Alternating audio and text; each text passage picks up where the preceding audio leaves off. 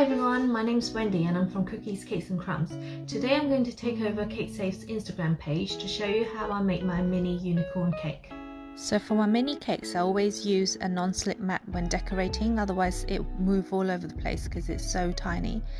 And I always use 2 mini cupcakes stacked up for these tiny cakes.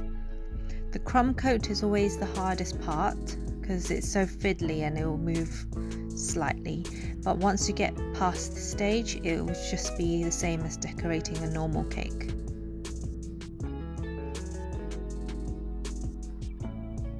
After the crumb coat, I leave it in the fridge for about 10-15 minutes for it to set. Then I put on my final coat of buttercream. Then I leave it in the freezer for about 5-10 minutes, and then once that hardens I can trim off the top so to give a sharper edge.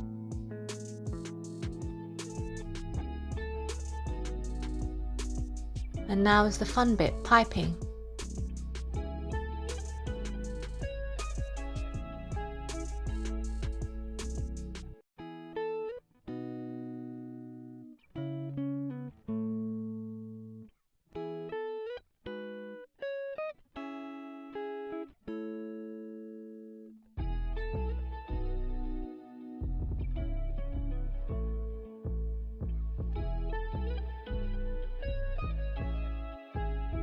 After piping, I put on the horns and the ears and the eyes, and then it's done.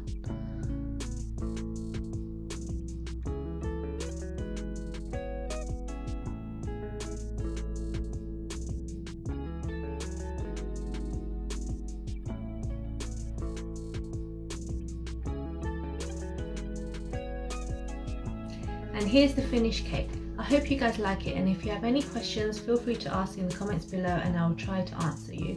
I want to thank CakeSafe for inviting me to do this tutorial, and I hope to do some more in the future. Thank you for watching. Bye!